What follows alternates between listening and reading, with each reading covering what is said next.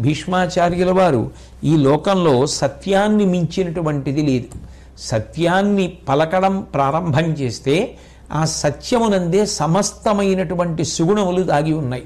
అనుషంగికంగా అటువంటి మంచి గుణములను అనుష్ఠించడం అలవాటైనటువంటి కారణం చేత ఆ వ్యక్తి మోక్షార్హతను పొందుతాడు.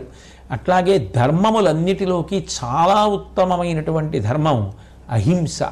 అహింసా పాలన చేయడం అనేటటువంటిది ప్రతి వ్యక్తి ప్రయత్నపూర్వకంగా నేర్చుకోవాలి అని చెప్తూ, అహింస అంటే కేవలం ప్రాణుల యొక్క శరీర సంబంధమే కాదు, ఇతరుల యొక్క మనసు గాయపడని రీతిలో మాట్లాడడం, అట్లా ప్రవర్తించడం, మాట చాలా పొందికగా ఉండడం, ప్రియంగా ఉండడం, అన్నిటికన్నా సత్యాన్ని మాట్లాడడం అత్యంత ప్రధానమైనటువంటి విషయమయ్యా. ఆ అహింసని ఎవరైతే సాధనలోకి తెచ్చుకుంటారో అటువంటి వారు భగవంతుని యొక్క అనుగ్రహ విశేషం చేత మోక్షము కర్తలామలకమైన వారై ఉంటారు. అది ప్రధాన ధర్మం కాబట్టి ఆ ధర్మాన్ని ఆశ్రయించి మిగిలిన ధర్మములన్నీ అనుష్ఠాన పర్యంతంలోకి వస్తాయి. కాబట్టి అహింస పరమో ధర్మ.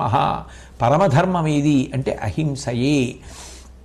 అటువంటి అహింసని సాధన చేయడం చాలా ఉత్తమమైన విషయము అని చెప్పి ఆ భీష్మాచార్యుల వారు ధర్మరాజు గారికి చెప్పారు.